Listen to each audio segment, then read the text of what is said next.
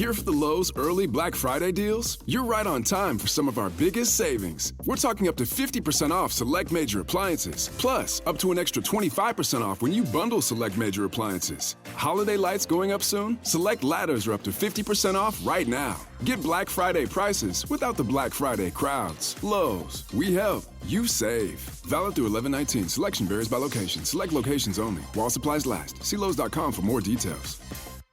I like things my way. My coffee, my schedule, and my treatment. So I talked to my doctor about self-injecting with the Vyvgart Hytrulo prefilled syringe, which contains Efgartigimod alpha and hyaluronidase QVFC. It's injected under your skin, subcutaneously. It means I can inject in my space, on my time. It's my treatment, my way. Visit VyvgartMyWay.com. That's VYVGART MyWay.com. And talk to your doctor about Vyvgart Hytrulo. Brought to you by argenx. Follow the money. That's what I always say. You always follow the money. Yeah. This is Follow the Money with Mitch Moss and Paulie Howard on VSiN. Here we go. It is Follow the Money on VSiN, the Sports Betting Network. Mitch Moss, Paulie Howard with you live in rainy Las Vegas, Nevada, downtown at the Circa Resort and Casino. Big program lined up today. Awesome guest, Chris Felica, 30 minutes, college football bets and futures. Jonathan Davis, incredible angles on the NHL. Paul Stone, best bets college football. And Derek Stevens, who is the owner and the CEO of this great property, he's going to be on his weekly Tuesday appearances at 6:30 Eastern Time. And I can imagine, Paulie, it was a bloodbath for this book and every book across the city, and the way it sounds pretty much everywhere last night based on that result with Monday Night Football. And the Cowboys look good. The Raiders, get them off primetime. I can't stand watching this team. They're pure garbage. Absolutely. As I said a couple weeks ago as well, how was the adjusted win total 4.5? It's still 4.5, heavily juiced to the under. They're going to win 3 more games. It also says a lot about where the Browns are at, and definitely the quarterback position, that Las Vegas is a 3-point favorite on Sunday. Just I'm going to do the exact opposite game plan with Chip Kelly and start throwing every single down. How about that? And not give the ball to Genti at all. Incredible how bad they were, and they couldn't get much done offensively. And Genti has 6 carries for 7 yards. So he was, and I saw this on making the rounds on social media. Pickett Sports tweeted this out. For some context here, Genti was minus 5,000 to have 20-plus rushing yards in the game. Think about that for a second. It's so bad right now with this team, and it goes back to the draft. I mean, clearly, they're so bad on the offensive line, it doesn't matter which. It could be Jonathan Taylor, it could be Prime LaDainian Tomlinson, it could be Emmitt Smith. Yep. None of those guys are going to look good behind this awful unit that they have going right now. And then on top of it, you have a quarterback who can't play and should be sitting down. But Pete Carroll, who's also doing a terrible job with this team, won't bench him because he loves the guy. Right. How many times have we called for Pickett? I don't understand. Over and over again. What does this guy have to do to get benched? Yeah. I know, it's incredible. For example, let me point out one coaching thing that happened last night on the failed punt return by Tucker inside the 5-yard line. I mean, that's as bad as it gets right there. Then they take a penalty to move him back to the inch line, right? So it's one thing after another. It's snowballing. And then with a guy that can't get an inch the entire game, and the story of the year has been as soon as you give it to Genti, here's 3 guys hitting him in the backfield. Let's run it with him 5 yards back in the backfield here and see what happens rather than like a quarterback sneak. Just all of it is just as bad as it gets, man. Yep. Carroll's done a bad job. I'm with you. And also the defense stopped something, right? You're getting gashed on the ground. Lamb's wide open. Should have been 5 touchdowns for Dak. Yeah. Pickens is wide open. How about the yak that Pickens has? That he feel free to tackle somebody too. So that is just, and then it was almost like the mercy rule. Who takes a knee before the 2-minute warning? I know you have the Schottenheimer-Carroll angle, which they talked about several times, but that was just like, okay, I feel so bad for you. I don't know how many coaches, I don't know how many times I've seen that watching football for 47 years. This is going to blow your mind. So not only did it happen last night to the Raiders, when it took place, a VSiN fan named Joe English, who we met before, good guy, right? Southern California. He tweeted me, would you believe that's the second time this year the opposition has kneeled before the 2-minute warning against the Raiders? And he added, they should be embarrassed. Guys need to be getting clipped. I responded and I said, was it the Indy game? Because remember, they got absolutely blasted in that game. And 40-7 or something, yeah, right? Okay. I don't so recall. that's where my brain went. He goes, no. The Chiefs game. I'm like, the Chiefs game. So it happened Chiefs twice. game. It could have happened at least another game against this team. Wow. That is just the ultimate. I feel sorry for you. And I don't want to run it up. That's exactly what it is. Right. And that's just how about the landing spot? The total opens 51, closes 47.5. We're stuck there on 49. After they pass on the field goal, Lamb's wide open for the touchdown. They drop it, and then they have 1st and goal inside the 5, and they take the knee. Yeah.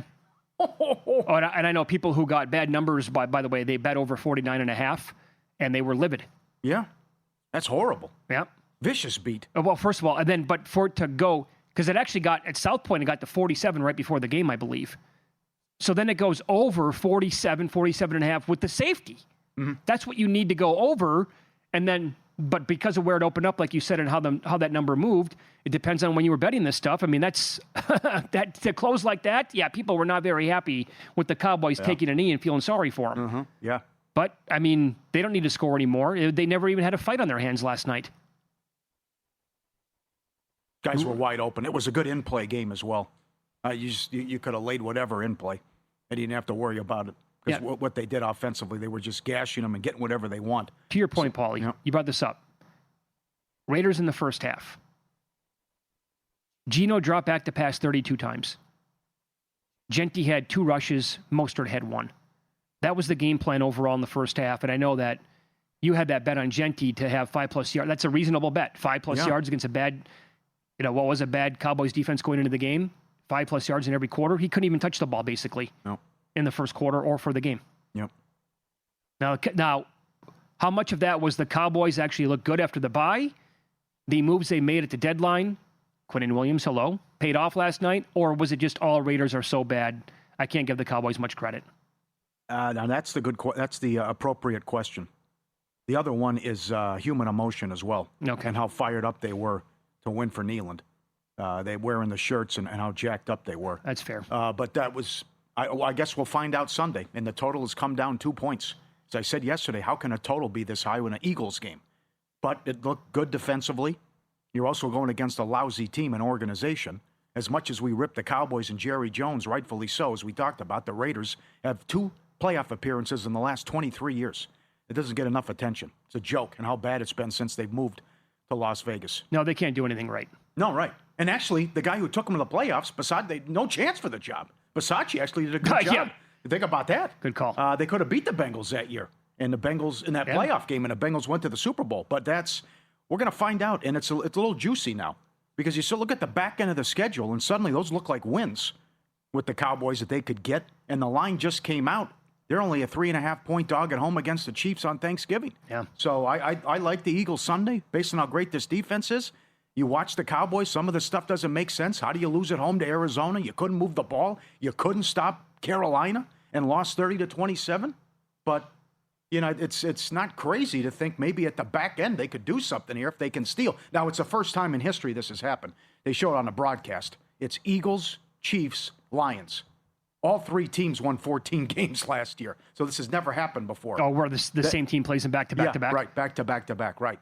It's going to be difficult, but if they can steal one, then you think, hey, maybe Vikings, Chargers, Commanders, Giants, that's doable. I can maybe do something there. Well, how about this? If they beat and they upset Philadelphia on Sunday, then I think you're talking about a possible playoff team here with the Cowboys.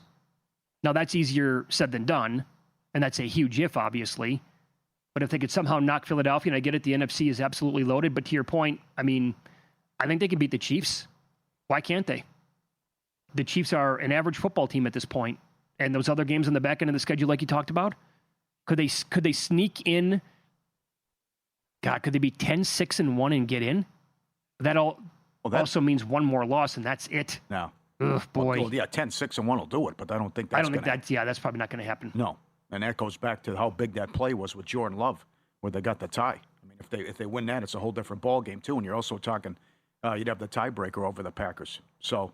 Still, it's a big price for them to sneak in, and we'll see if maybe these trades can work out. But you see when they're clicking and firing on all cylinders, how dangerous that offense is. Well, they're loaded, There's man, plenty on of offense. weapons. Yeah, of course, yes. Yeah. And Pickens turned out to be a good move. I mean, how many teams in the NFL have better weapons overall? then Lamb, Pickens. Look, I would not have said this before the season started, but Javonte Williams is playing. He's having a hell of a year, bounce back year for him off the injuries, obviously. And then Ferguson at tight end. Like that is there are teams obviously that are better, but not many. Like that's great. Dak's playing really, really well. And if the defense, if they would have been buttoned up at the beginning of the year, there's no way they'd have this many losses. Yeah. But again, that's woulda, coulda, shoulda. I'm also, I thought the Raiders were going to be a bet-on team before the season started. And somehow that team defeated New England in week 1. I don't want anything to do with this team. Where are the points coming from Sunday when they play the Browns? Yeah. They're going to score against that defense? And Shedeur Sanders is going to go for Cleveland? That's a no touchdown game right there. Yeah. But it'll probably be like 50-1. And that's definitely like a no touchdown in the first half and a scoreless quarter between those two teams. I can't even. Yeah, that's a 37.5 total now. If you did if you made a list of the pros and cons with this team right now on the roster, I don't know how many pros you can come up with. Obviously, Max Crosby's going to make the list. Brock Bowers is going to make the list. Is that the list? Is that the whole thing? Yeah, you're throwing to Tucker, and he just picked up Lockett. That's who you're throwing to after the Myers trade. Right. And it's just other than Bowers, I know. I can't even. There's no hope for the future because I have no confidence they're going to fix the quarterback position and get a franchise quarterback, and the draft is awful. So it just goes back to, and this is the best discussion you can have because these people, this righteous indignation, have no clue how much damage it does to win meaningless games and hurt your draft position because it screws things up for your draft and you can't get the quarterback you want. Yeah. And that's why they're in this situation too every week, or every year rather. And there's a 36.5 on the game now as well. Yeah. And by the way, I'm not going to write off Genty because, again, no, he doesn't have a chance. Every single time they hand it off to the poor kid, here's two guys immediately getting to him, like 3 yards behind the line of scrimmage. Nobody has a prayer against that. Mm-hmm. I'd really like to see what he could look like maybe against a really good offensive line. But that's, again, how far off are we from the Raiders having that? And then I thought Carroll was going to be a good, stopgap. Retire. Yeah. Start all over again here with the Raiders.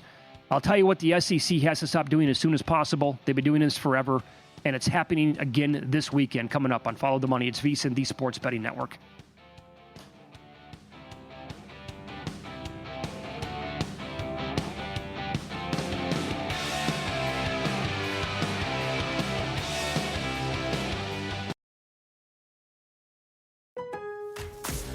Here for the Lowe's early Black Friday deals? You're right on time for some of our biggest savings. We're talking up to 50% off select major appliances, plus up to an extra 25% off when you bundle select major appliances. Holiday lights going up soon? Select ladders are up to 50% off right now. Get Black Friday prices without the Black Friday crowds. Lowe's, we help, you save. Valid through 11/19. Selection varies by location. Select locations only. While supplies last. See Lowe's.com for more details.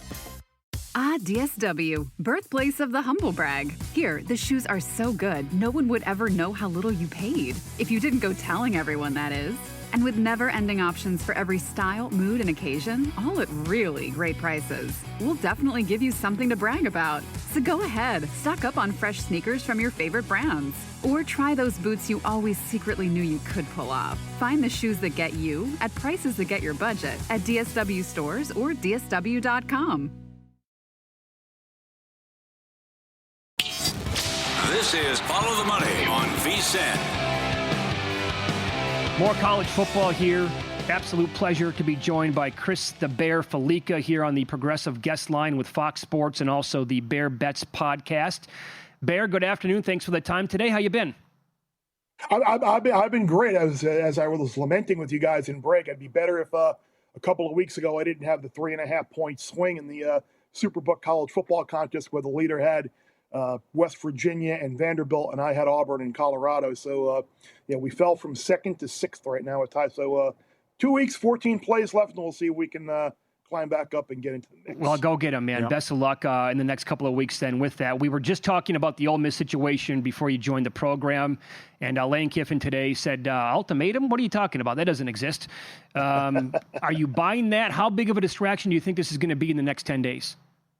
I think it is going to be a distraction. I think this Egg Bowl game is super dangerous to begin with. It's a Mississippi State team that really, I mean, the Georgia went in there and blew them out, and they kind of laid an egg in the second half at Missouri. But rivalry game, a double-digit home dog, which I was surprised to see. Like, he's gone. He's not coming back to Ole Miss. Based on what I have heard and been told from people who kind of close to the situation, he is leaving. I don't know if it's LSU. I don't know if it's Florida, but he's not going to be back. And the players are going to know this. They're obviously going to try and keep it under wraps, that there probably will be some type of agreement. But you know what?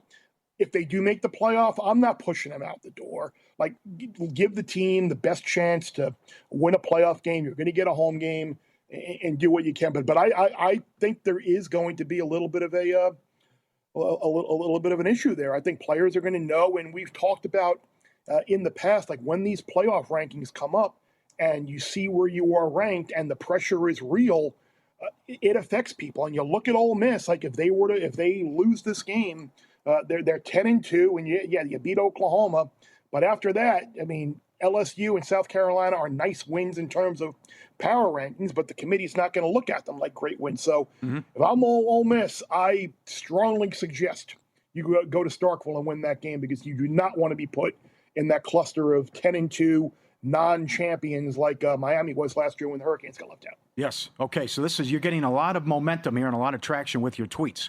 Now, I've known you for a while. You're very objective, even though you went to Miami. I remember talking to you last year, and you're like, "Get out of here! You're out of your mind. Miami doesn't have a chance. They're not taking them. The defense is terrible." So you tweeted it Sunday, and then you have Dan Walken, who said it'd be the most egregious error the committee could make if they ignore head-to-head. Do you think this is so bad that we're going to find out tonight that if they're both 10-2, Miami has to be ahead of Notre Dame?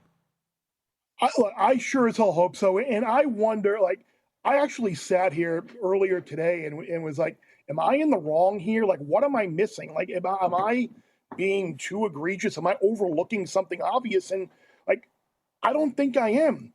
I think the committee has them ranked where they are simply because of the losses. And, like, Miami is being treated like losses on the road to a 7-3 SMU team in overtime and a 7-win Louisville team on the final win. Like, they're being treated like those losses, I think, are like BC and Stanford. Like, that's not the case. It's like Notre Dame is getting more benefit for playing Miami and losing than Miami is for actually beating them. Yeah. And I think that's been pretty consistent. If you look at some of these rankings, like Utah hasn't beaten a soul all year, but they lost to BYU and they lost to Texas Tech, and they're ahead of Miami. So it's like the committee, I think, is valuing these losses more than the actual wins. And it's amazing to me. Look, I know it was week one, but why would you ever consider playing a game like this if you win the game and ultimately in the end, it doesn't matter?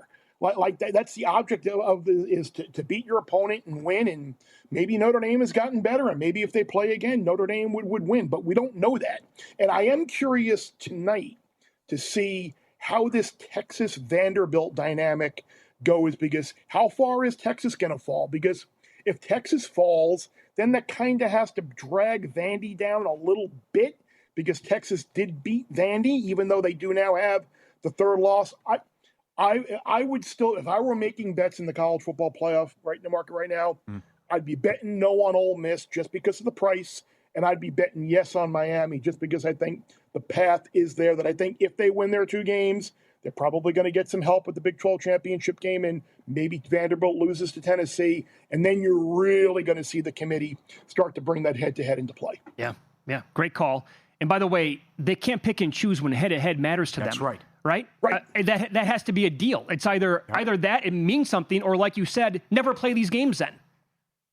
Yeah, and I think that's why I think they're gone a little bit too far. Like, I've always been like, play the game, and if you lose it, it shouldn't be like a mark against you. It should be like, okay, they lost, but it's really not a loss. But it doesn't mean ignore it for the team that won. And that's what we're going to see. Like, the Alabama-Georgia thing really doesn't come into play because there is a difference in record now. So I'm really curious to see this. The Oklahoma-Alabama thing now, obviously, Oklahoma-Texas, Oklahoma-Ole Miss, like how this all comes into play, I'm curious to see. Are you baffled by the Texas love? And they're 15-1 to make the playoff. And the timing is just what's so bizarre. After they just got handled by 25 points. I'm not baffled by it because a couple of weeks ago I was there saying, hey, a 3-loss Texas might actually have a chance. But I think with the circumstances that you have now, where you can't even have a Miami who beat Notre Dame head-to-head be ranked highly, and you got a Utah team who hasn't beaten anybody as highly ranked as they are. If you go back, if you look at the strength of record components and stuff, like Texas has 4 wins over teams that are in the top 11 there. And that's carrying a lot of weight. And they did play Ohio State in the non-conference. So that's why I'm really curious to see how far they drop. Because even though we don't necessarily, you're Texas, you should beat Vanderbilt at home. You beat Oklahoma without basically a healthy John Mateer. And then you lost to Ohio State and you got blown out last week in Georgia as well. So I wouldn't put them in. I kind of draw the line at 3 losses when you have other really qualified 2-loss teams. I don't think they're going to get in. Like I said, I did bet them a couple weeks ago at plus 175 or plus 180, maybe expecting some of these other teams to lose, and they seem to escape with wins in the last couple of weeks. So, yeah, I can't make an argument for Texas to get in right now. No. Yep. Okay. You mentioned Ole Miss. Can you make a case then to take the no on Notre Dame at 11-1? Yes, I think you can, because if we see that gap, and I have not gone through the bylaws and the criteria of the playoff. You hear things like they only take the head-to-head into play if you're within 2 or 3 spots. That gap's going to continue to shrink. And I think as you hear week after week after week of this common sense logic of how the hell is Miami so far behind Notre Dame, I think that's going to matter, and I think it's going to be aware. But I think the committee's going to hear this. They're going to be going week after week, re-looking at this, what are we missing? Are we missing? Do we have this wrong? And I think ultimately there might be a point where they say, you know what, maybe we do. And then if you put Miami over Notre Dame, maybe you do get a second Big 12 team in, or whatever else. It's funny, I tried to bet Notre Dame at 11-1 yesterday, and at a site, and I was allowed $0.00. So maybe that's a sign that maybe that bet's live. Yeah, no kidding. How high are you on Texas Tech? How if I think. Go ahead. Go ahead. I'm sorry. No, I was just going to say, can they make the title game? Could they play with everybody in the country, maybe with the exception of Ohio State, or could they even play with them? I think they can. I think they're really good. And the funny thing is, you think back to the Texas Tech that we've known all of these years, and it's been Mike Leach and Cliff Kingsbury, wide open offense. They're the top-rated team in defensive efficiency in the country. I mean, Jacob Rodriguez should be winning Butkus and multiple Defensive Player of the Year awards. And the great thing is they've done it with backup quarterback. They did it with Hammond for a while. They've done it with Morton. Remember, their best running back got hurt before the year. But this is a team that went in hard in the portal, and good for them. They built up a defensive line. They have been dominant. Granted, they don't have a ton of great wins. The non-conference wasn't that good.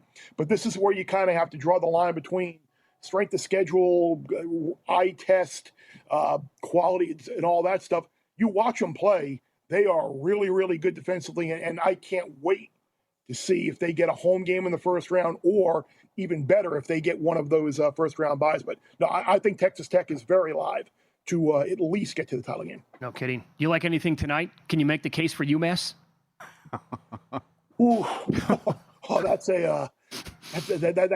is asking a lot. That's asking a lot right there. The one thing I did look at this week that I do like, I don't think Michigan should be a 13.5-point favorite over Maryland at all.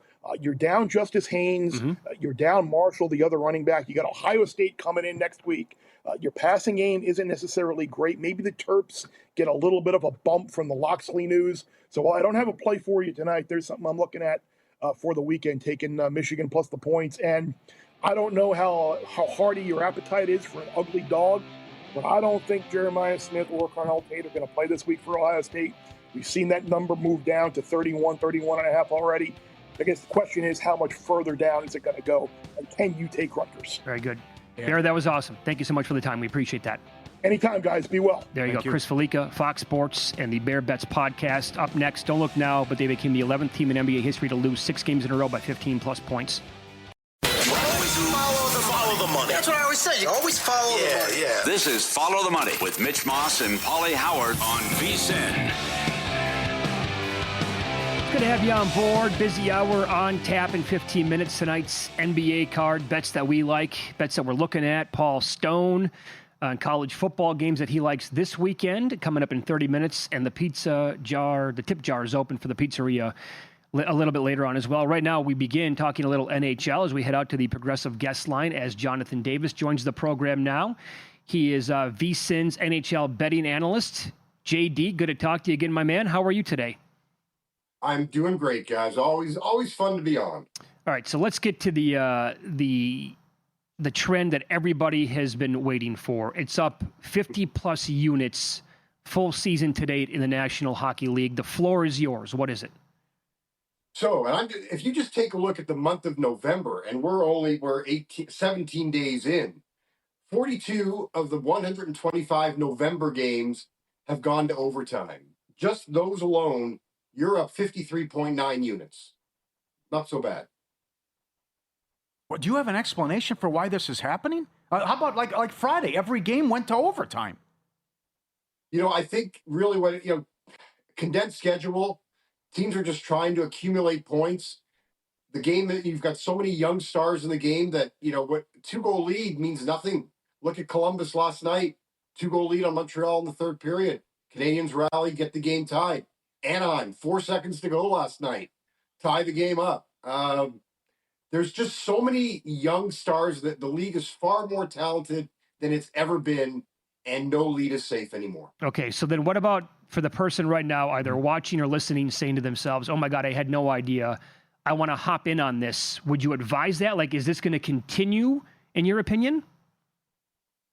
I don't see any reason for it to stop. And, if you look, let's even take a look. Look, I'm going across the board. Every game I play to overtime. Mm-hmm. But if you want to take a look at some spots tonight, Seattle, Detroit, they've met 8 times since Seattle came into the league. 5 of those have gone to overtime. New Jersey, Tampa, the Devils have played 5 consecutive overtime games. 3 of their last 9 between the 2, overtime. Islanders, 3 of their last 4 have gone to overtime. 3 of their last 5 with Dallas have gone to overtime. San Jose, their last 2 home games have gone to overtime. Utah, who they're playing tonight, back-to-back overtime games. So, look, there are a lot of games. The 8 games tonight, you've got about 5 of them that do have trends that would continue to steer you in that same direction. I will tell you this. This goes back many, many years when Paulie and I were doing mornings here on the network. And there was it Rich in Canada? I think I want to give a shout out to him right now. Some of the first emails that he would ever send the show is that his plan of attack for the playoffs every single year in the NHL was to bet every first round game to go to overtime. And he said, like clockwork, you're going to clean house and you're going to make a ton of units. There was 1 year, I think, since we've been on the air that it was a loser. Every other year has won. So that's, something that it's a betting angle that never really considered, but maybe it's closer to like playoff hockey in the regular season than it's ever been before. Well, again, yeah. I mean, because like I said, the schedule's condensed. You're having more teams that are playing back-to-backs and 3 games in 4 nights. I think, guys, you have more fatigue. You're also seeing more injuries. And I think, look, especially when you've got a game that's got, an interconference matchup where you're not concerned about giving away a point for a playoff position, you'll let those games. You're more inclined to let that game just go to overtime. You're great with the trends. Read his article every day, vsin.com. Vancouver 10 straight overs, and what you're talking about with the ties. How about this game tonight with the Maple Leafs? How about all these first period overs, and how about all the games that have been going over? You're involved with a couple totals here. How about the Toronto game against St. Louis? Yeah, I mean, look, we had the Toronto full game over streak come to an end on Saturday, sadly, at 13. But I look, if they don't go over tonight, then I'll back off. But I'll stay with the full game over.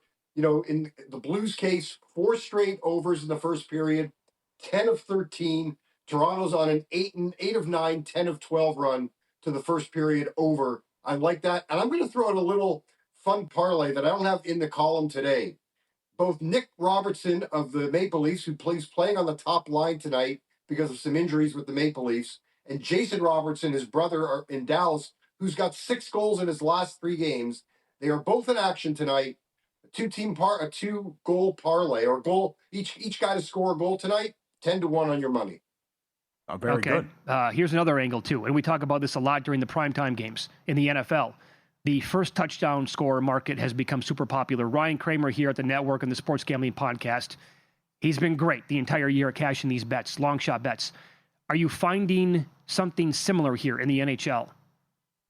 100%. Mika Zibanejad tonight, New York Rangers.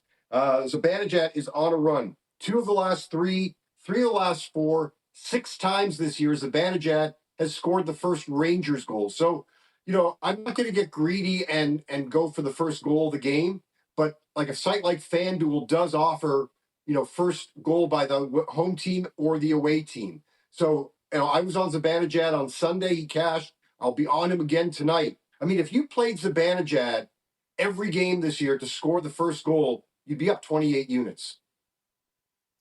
Okay. Good. You also like the first period over in that game as well. How about the spot here for Winnipeg?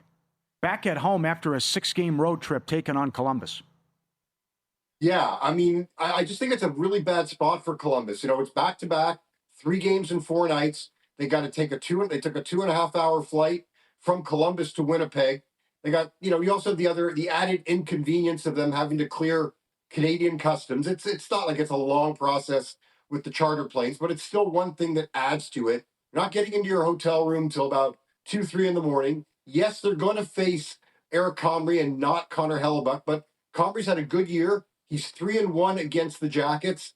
I think there's a really good spot for the Jets. I don't want to play them on the money line. So what I'm doing with the Jets tonight is I'm going to take them on the money line, but I'm going to parlay them with the Calgary team total under 3.5. The Flames have played 20 games this year, guys. They've reached 4 goals 3 times, and one of those, it took a shootout. Now, from a betting standpoint, those goals count, but still, 3 times in 20 games. This way, I get the Jets money line, Calgary team total over 3.5. I get that at a plus price. One thing I do want to go back to one other player first goal, Emil Heineman of the New York Islanders. Not only has he scored goals in 3 straight games, he has scored the first goal of the game in 3 straight.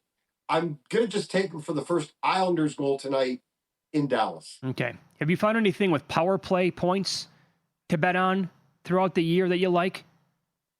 I do. A lot of times what I'll try to target is a team, look, Dallas has got the number 1 power play at home. They're clicking at 42%.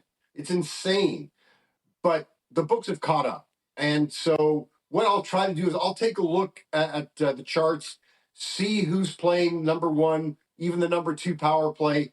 And if we can find, we had a situation with a member of the Philadelphia Flyers, their defenseman Cam York was plus 600 for a power play point. Everybody else on the power play was around plus 200. So I grabbed Cam York. He does get a power play point. So you need to find, there is value out there. It's not as great, but there is value out there. Yeah, and by the way, back to the Columbus-Winnipeg game for 1 second here. I found this. This was Scott Seidenberg, VSiN host. Does a great job with his website, betterday.com. How about this trend? So it is the back-to-back like you talked about with Columbus. Since the beginning of the 2021 season, road teams on a back-to-back in Winnipeg are 7-22 straight up. Yeah, well, there's not a lot. Yeah, I mean, Winnipeg, especially wintertime, they call it Winterpeg for a reason, guys. Right. I was there in August for my buddy's wedding. Hailstones the size of golf balls hitting my window. Tough spot to play. They've been really good, and it makes it that much more difficult when it's a back-to-back. Good point by you. Clearing customs, 2.5-hour flight at least to get there. It's a But like Paulie said, though, this is a Malinsky special for Winnipeg. Yeah. It is. It is. I just look, you went to overtime last night. Now you got to travel. It's just as bad a spot, I think, for Columbus as it. And I don't think at least you've got a team that Winnipeg that's been at home in bed. I think it's a really good spot. I'll take my chances with the Jets. But if you don't like the Jets, I still think the Calgary side of that parlay is great. Find a different team or prop to match it with, because I think that one to me is super strong. Home game tonight for the Golden Knights. Is there anything there with that trend that was so hot to begin the year, either goal in the first 10 or a first period play as well? Yeah, I still like the first period over there, over 1.5. I mean, Vegas has been really good at cashing that. The Rangers have been a pretty good over team on the road in the first period. So I'm still going with that one. And then again, like I said, my favorite play, well, that's 1A is that's Zibanejad, at least the anytime goal. He's got 10 goals, I think, in 14 games against the Rangers. And that's one other thing, guys. You know, you guys do a great job. You're always talking about pitcher-hitter matchups. You know, Zibanejad's numbers against Vegas are really good. Brandon Hagel for Tampa, 10 goals in 14 games against the Devils. There's another guy for an anytime goal prop tonight. Very good. You can follow JD on X. He's at West Coast HKY. You read him throughout the entire year, breaking down NHL analysis there with best bets at vsin.com. Jonathan, thank you, my friend. Good luck tonight. Thanks, guys. I'll be tweeting all night live tonight. Lots of action. Yeah, there you go. Good job on Twitter as well. Great job with the ties. Yeah. Also from our guy Ian Duncan, goal in the first 10 at home. Pittsburgh 8-0, Utah 7-0, Carolina 8-1. Goal in the first 10 on the road. Ottawa 8-0, Seattle 7-1. Very nice. A lot going on with the hockey. Yeah. It is super frustrating when you have a first period bet to go over and they get one like in the first couple of minutes and then that's all she wrote. Happened in the Islander-Colorado game the other night. All right, NBA coming up next. I will give you something that'll make you say, get the hell out of here. No way that's true. But oh yes, it is true. Very, very true. And it's bad news for every team in the league but one. That's next.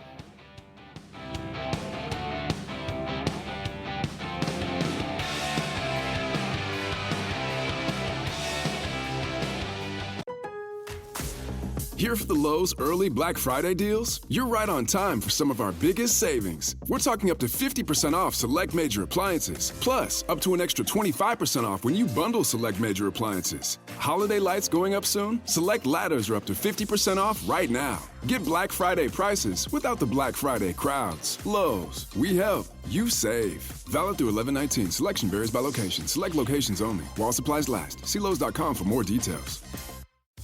Come to DSW for the shoes, stay for the fun. Because let's be honest, if shoe shopping isn't fun, are you even doing it right? So go ahead, try something new. Try something different.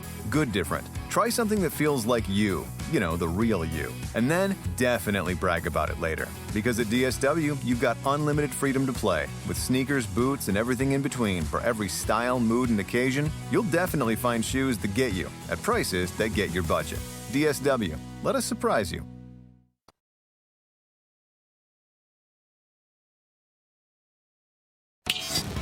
This is Follow the Money on VSiN. Time to get some best bets in the world of college football. Longtime friend of the show, pro sports bettor Paul Stone, joins the program now, and he is on the Progressive guest line. Paul, good afternoon. Good to talk to you again. How are you, pal? Doing well. Good to be with you guys. Week 13, man, I tell you, it seems like just yesterday we were starting the season, and now we're coming down the home stretch. And you're not kidding. It's almost over with. Brings a tear to my eye every single year when the regular season goes bye-bye. Let's start with this. I'm looking at the odds screen right now. A couple of different books have a look-ahead line posted on Ole Miss playing at Miss State next week in the Egg Bowl. FanDuel has 9.5. ESPN Bet and others have 11.5 on the game. How distracted do you think that the players are going to be around Lane Kiffin, even though he poo-pooed the ultimatum today, enough to maybe grab the 11? That seems like a high number there, Paul. Absolutely. I think it's a high number. I mean, Mississippi State has really been competitive, especially at home. And, Lord knows what could happen between now and 10 days from now.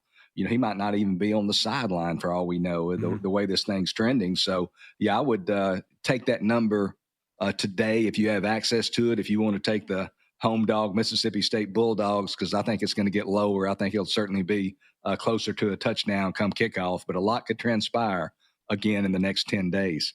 There's a real chance you think this team could make the playoff and Lane Kiffin would not be there coaching them. Absolutely. I mean, we've heard the ultimatum talk that Lane Kiffin denied today on ESPN that he's been given an ultimatum by Ole Miss's administration. I was talking to a well-placed LSU source earlier this week, and I asked him, hey, man, put a percentage between the three schools in the running for Lane Kiffin, one of those being where he is right now, Ole Miss, and then LSU in Florida. And this person who knows his way around the SEC said LSU 45%, Florida 44%, Ole Miss 11%. Said that LSU is going to put together a better financial offer, perhaps in his opinion, but that the Kiffin's connections to the University of Florida, especially those of his ex-wife Layla, cannot be underestimated. For those of our listeners and viewers who know University of Florida football history, Layla's father, John Reeves, was a big-time quarterback there at the University of Florida back in the day, John Reeves. So a lot of connections with Kiffin's ex-wife and their children, in-laws, that sort of thing. So it's going to go to the wire. It's going to be interesting to see how these next 10 days, 2 weeks indeed transpire. All right, to the games this weekend here. Pittsburgh is playing at Georgia Tech. The Ramblin' Wreck below a field goal here, and you like them. Tell us why. You know, the Ramblin' Wreck came out of the gate at 8-0. The last two games, certainly they hadn't played up to their standard. Lost at North Carolina State, coming off another subpar performance this past weekend. They enter their game at Boston College in Chestnut Hill, trailing by 11. They rally for a 36-34 victory over Boston College. Meanwhile, Pitt, they fell behind early, never really in the game at home to Notre Dame, eventually lose that game 37-15. But both these schools remain in the ACC race and of course, the college football race as well. Looking at the conference standings, Georgia Tech and Virginia at 6-1 atop the standings, and then Pitt and SMU just a half game back at 5-1. So it's really, really jumbled there at the top of the ACC. Looking at this number, I mean, with Georgia Tech only favored by 2.5 points, in my opinion, this infers that Pitt would be a 1.5-point favorite on a neutral field. And I don't see that. I mean, both these teams definitely have their warts and blemishes, so to speak, but I like the Rambling Wreck a little bit better. They've got a veteran quarterback in Haynes King. Pitt has a true freshman quarterback, a good one, but still a true freshman playing on the road. I love Georgia Tech's head coach, Brent Key. Key's a guy who, since coming to Georgia Tech, or since taking over, rather, as interim coach there early in the 2022 season, he's 26-18 against the spread. For those keeping score at home, that's 59%. So that's pretty good. He has exceeded market expectations. Haynes King, I mean, this is just a throwback, tough guy quarterback, leads the Rambling Wreck both in passing and rushing. He's known for 2,259 yards, rushed for another 807 yards, accounted or played a role in 24 of their touchdowns. And I think equally as important, he's only turned the ball over 4 times this year, 2 interceptions, 2 lost fumbles, and he handles the ball obviously a lot. He has protected the football. 3 games this season that Georgia Tech has played has featured a closing line of 4 points or fewer. Whether they're the favorite or the underdog, they're 3-0 to the spread in those games. I think King and company get it done. I think they beat Pitt by a field goal or more Saturday in Atlanta. Okay, 2 more. This is fascinating. You had the Dream Crusher scenario. You bet East Carolina to take out Memphis last week, and they did. Now they're laying 2.5 against UTSA. UTSA at home pounded Tulane. You want to oppose East Carolina now? Yeah, I really, Paulie, I like the way that this game sets up for Texas San Antonio. You know, first of all, East Carolina, they earned that hotly contested 31-27 victory over Memphis last Saturday.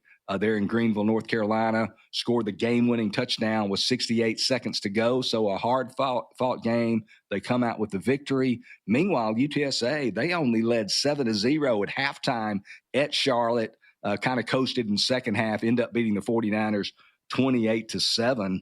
You know, we sometimes on this show and other VSiN programs as well, we'll talk about college football teams with a home-road dichotomy. And I think the dichotomy of Texas San Antonio might not be exceeded by anyone in the college game. First of all, looking at straight-up records over the last 2 seasons, so beginning at the start of the 2024 season, UTSA, they are 9-1 at home in the Alamo Dome.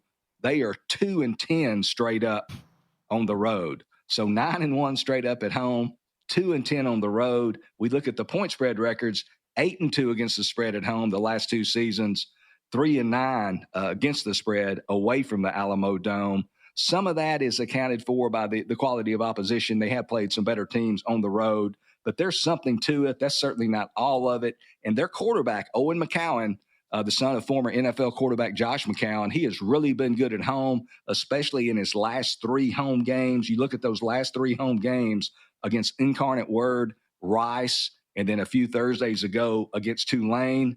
In those last 3 home games, McCowan, 76 of 90 completions, so 84% for 849 yards. And you probably remember, I know you do remember that home game performance a couple of Thursdays ago against Tulane. He hardly missed. He was 31 of 33, 370 yards against the Green Wave, 4 touchdowns against 0 interceptions. It's been home sweet home indeed for the Roadrunners the last couple of years. Jeff Traylor, the head coach, since taking over prior to the 2020 season, 7-1 against the spread when cast as a home underdog at the Alamo Dome. I think he goes to 8-1 against the spread. UTSA wins outright Saturday in San Antonio over East Carolina. All right, bring it home. How about a total? Michigan, Maryland, 46.5 currently. What do you think?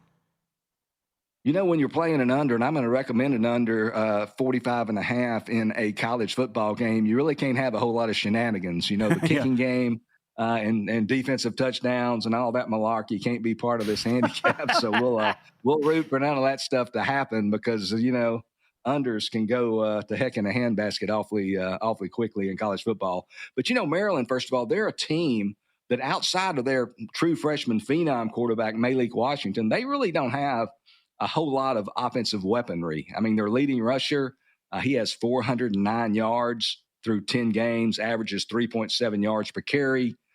They've got 5 receivers who have 32 catches or more, but none of them are really vertical type threats who drag an extra defender with them and open things up underneath and those sort of things. So they're just not really prolific on offense. On Saturday, Maryland currently a 13.5-point home underdog with a total pretty much universally of 45.5. And it's the total, again, that I'm looking at here. Not that it would guarantee an under, but as part of my handicap, I'm banking on Maryland to score 14 points or fewer. Looking at some of the numbers here, first of all, they're going up against a typically strong Michigan defense. We wouldn't expect anything less. They're ranked in the top 15 this season, scoring defense, total defense, and yards per play allowed on defense. Maryland, meanwhile, they rank 104th in scoring offense, 99th in total offense, and they have been particularly flat on offense in the last 4 games. They have averaged only 13.3 points per game during their last 4 games against the likes of UCLA, Indiana, Rutgers, and Illinois. Looking at Michigan's offense, this is part of the handicap as well. They could end up starting a 3rd-string walk-on at tailback. One of their top tailbacks, Justice Haynes, he's out the last 2 regular season games. His co-starter, Jordan Marshall, he's got a bum shoulder. They would like to rest him until the Ohio State game. So they might start a 3rd-string tailback who's a walk-on. Bryce Underwood, not exactly dynamic on the road, only completed 55% of his throws on the road this season. Chance of rain. Teams play slow. I like Michigan and Maryland to go under 45.5 Saturday in College Park. Excellent. Paul, thank you. Best of luck this week. Hey, good luck to you guys. Appreciate you having me on. Have a great week. Back at you. Tip jar is open. A 140-1 shot that cash. Details next.